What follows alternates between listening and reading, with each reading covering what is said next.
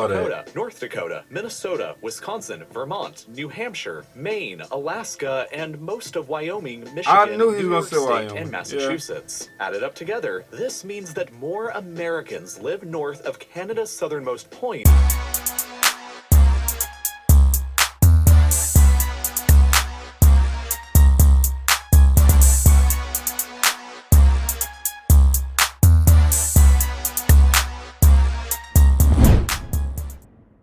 What's good, y'all? It's the Demouchets React, and we're back with another video. Who we got today, C? Today we are back with another American reaction. We're super excited about this video, guys. If you're new to us, like we're new to you, make sure you scroll down, hit the red subscribe button, and turn on the post notification bell because we're on the road to 50K. And we cannot get there without you guys, all right? Join the family. Without further ado, let's get into the video.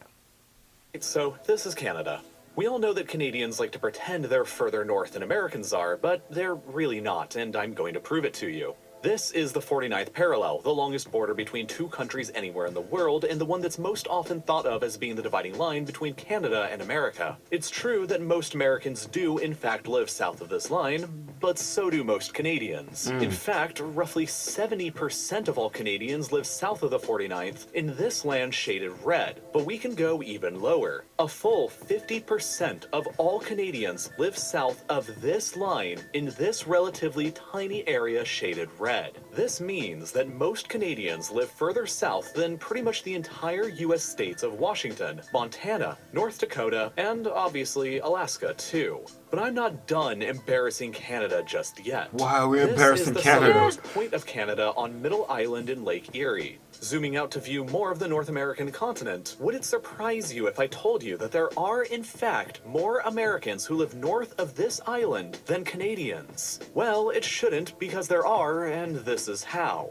Here's the line of latitude drawn precisely over Middle Island's southernmost location. Clearly, all of Canada exists above this line, but a surprising amount of the United States does as well, including this tiny sliver of California. If you're from California, you can legitimately claim that some of your state goes further north than Canada's southernmost point does. With the line this far south, though, a lot of America's largest urban areas exist above Canada's southernmost point, like the entirety of Oregon, Washington, Idaho, Montana, South Dakota, North Dakota, Minnesota, Wisconsin, Vermont, New Hampshire, Maine, Alaska, and most of Wyoming, Michigan, New York State, and Massachusetts. Added up together, this means that more Americans live north of Canada's southernmost point than Canadians do, which is kind of weird. In fact, approximately 80% of the entire Canadian population. I didn't know that was a debate, y'all. Yeah, I didn't know either. Of course, our map is the way it's situated. That you gotta live up there to know what's going on. I mean, down here in the South, we don't even think at all to know. Yeah. I wonder how much of the Canadians actually live more on the side of the U.S. border or something. Like, you know what I'm saying? It's the same with us with Mexico. And how Mexico, is right there, literally. So it's... Learning something new every day.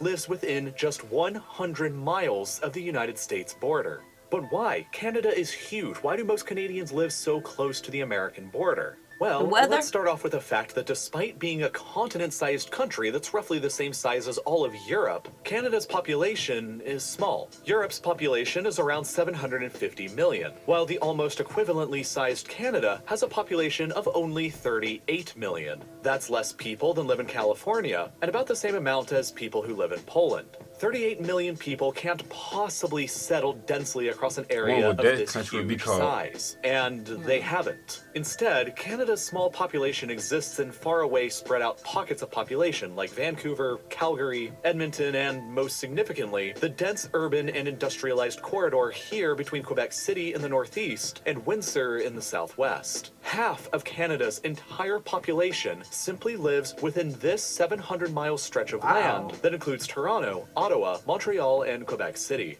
And it's all because of geography and history. As you're probably aware, Canada can get pretty cold. Half of the country is covered by what's called the Canadian Shield, a huge area of exposed rock with only a tiny layer of topsoil where farming is effectively impossible and winter temperatures are severely cold. You just can't have people or civilization without food. So that effectively eliminates most of Canada from ever being able to have many big population centers. That's where they eat well Instead, Canada's civilization developed down here away from the Shield. And you forgot, didn't you? Yeah, I was say, what? Then I thought about it. Okay. See, I'll be listening.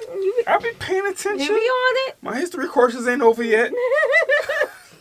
Is actually possible, and it's possible primarily because of these. The Great Lakes. Because of these. The Great Lakes. These are the largest collection of freshwater lakes anywhere in the world by surface area that pretty much act in a similar way as an inland sea does, like the Mediterranean or the Baltic. The lakes soak up heat and cool the air down in the summertime, and then they radiate that heat back out slowly throughout the autumn months, preventing the area that surrounds them from getting as cold as the areas that don't. When combined with a frequent influx of warm, moist air coming up from the Gulf of Mexico, this does wonders for warming up the surrounding region's climate. So because of this effect, the Quebec City-Windsor corridor has richer and deeper soil than anywhere else in Canada does. And that means that large-scale agricultural farming operations that can support a large population are possible here and almost nowhere else where it's just too cold and too rocky. Well, if I was living up there, I'll definitely go towards that area alone because it's more, it's normal.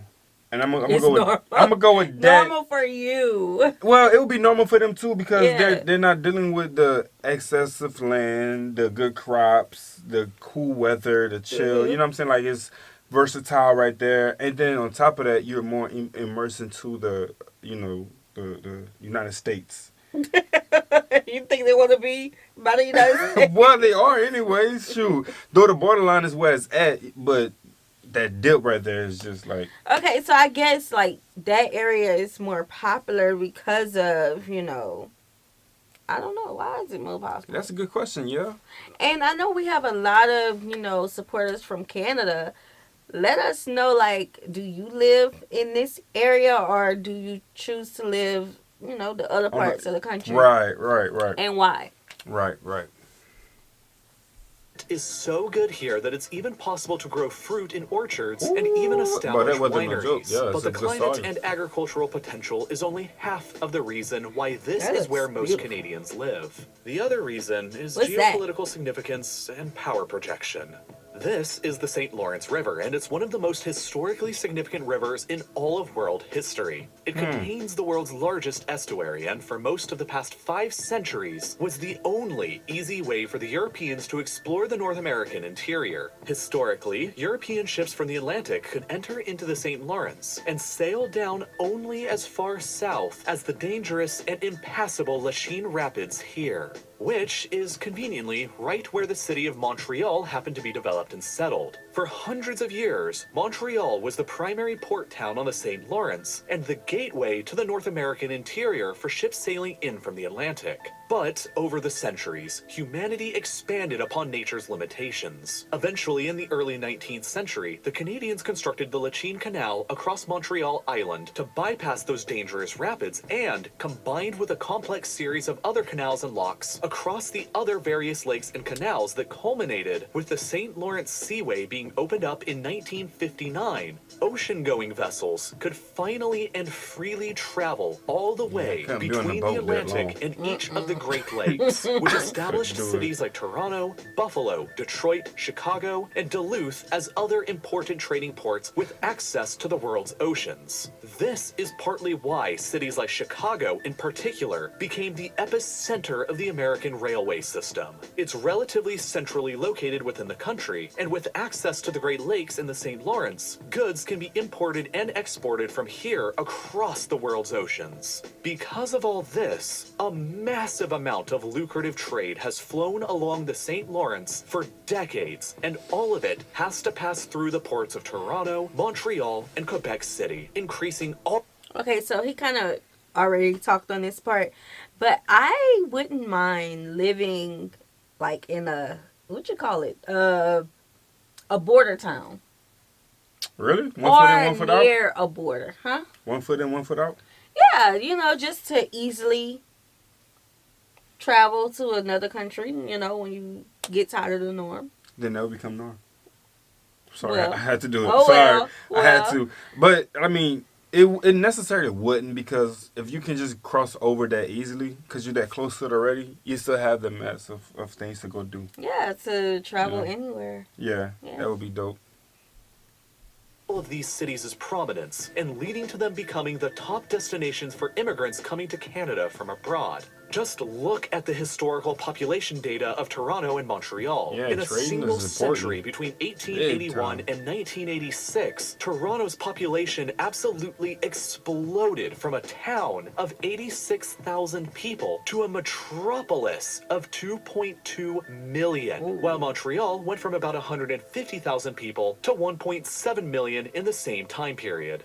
That is why currently about 50% of all Canadians live south of this line, and why around 80% of Canadians live within 100 miles of the United States border. The border that's been closed for over a year now and is finally opening back up again next month. In response to COVID-19... Hold up, wait a minute. Oh, because of COVID? Yeah. Okay. 100 miles? That is what, an hour? It's not a long ride. An hour and a half. Mm-hmm. Yeah. There's. So that go back to your statement that you made. You would really enjoy that then. Yeah. So like when we go to New York, we are definitely going to take a day trip to Canada. Already found a with this excursion. It's like a 2-3 day excursion. Tell them you found an outfit too. Shoot, because you got. Tell them you got Yes, from New York to it's dealing with the Niagara Falls, and you know you go on the other side and then you stay some days there. You know, excited. Gonna let y'all know when we come. All right. Nah, I'll pull up game B on hush hush. Yeah, gonna let y'all know when we leave. No, but I mean, it just depends on the timing. We may have a meet and greet situation going on, you know. Y'all just gotta let us know. Pop it off where real you quick. live. Facts. Hey, we'll be in your area. Canada shut the entire border down with the United States to non-essential travel back in March 2020, and they're finally opening it back up again on August 9th after 1 year and 5 months. Which is the longest the U.S.-Canada border has been shut down for since the War of 1812, more than 2 centuries ago. A lot of what's happening today is based on what happened yesterday or last week. As Canada's long border closure with America has finally ended, and as someone with friends in Canada who visited the country often from the States, these events directly impacted my life over the past year. I was literally in Canada in March before the border was closed, and left back to the United States without realizing that it would be nearly a year and a half until I would be able to return again. I wanted to understand why the border closure kept getting extended throughout this past year, and so I began keeping up with the events by reading the frequent short articles that I would be able to return again. I wanted to understand why the border closure kept getting extended throughout this past year. High up in the well, I couldn't catch it. I got a little glimpse of it. Try it again. Hold up. Oh, look. You see, you can see it in the background. We've done high bridges and stuff, but over water too. But the look down part for this is just. Don't look down. I would stop on a bridge just to get out. And you have done that before, and I told you don't do that no more. You know what I'm saying? I just think that's something that you can only do like when you're on that bridge. You do that when you get off the bridge and just look. It wouldn't be the same. You got to do it on the bridge. That look beautiful. Like it does. It does look really good though.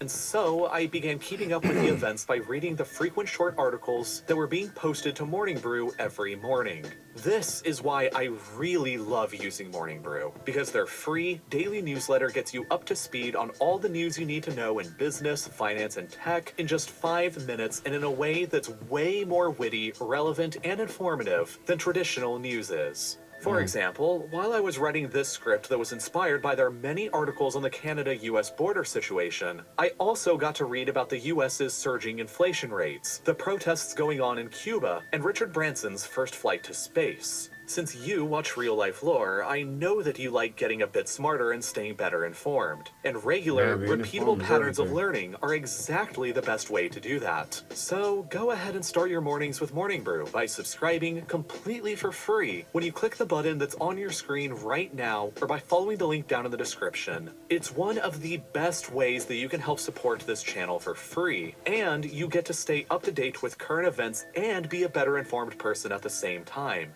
It's seriously a win-win, and as always, thank you so much for watching. Don't forget. Well, you guys, all our fellow Canadians, there you go. Obviously, the U.S. lives more up north than you do. That's funny though. Like, who debates that? That is funny. I mean, I don't know. And I wonder in that little small. You had something to say, babe? I'm listening. That little triangle by the lake. I wonder, like, where's the most traveled American cities that they go to? Right, and I think that's a luxury, though. You know what I'm saying? It is. Get to go anywhere, because, you know, the different states in the United States is like a little different country. He mentioned their population lives more in that area than any other location. Half of it, or something like that. 50%. Let's go 50. Half is 50. Yeah. You say 50, I say half. 50. Yeah. Yeah. Okay. Yeah, so answer those questions. They are very important. Definitely. Like this video, subscribe, turn on the post notification bell. We have enabled our super thanks if you like to support the channel that way, as well as our join feature is now enabled for you to become a VIP member of the channel. Check out the description box for more information. We'll see you soon. Peace.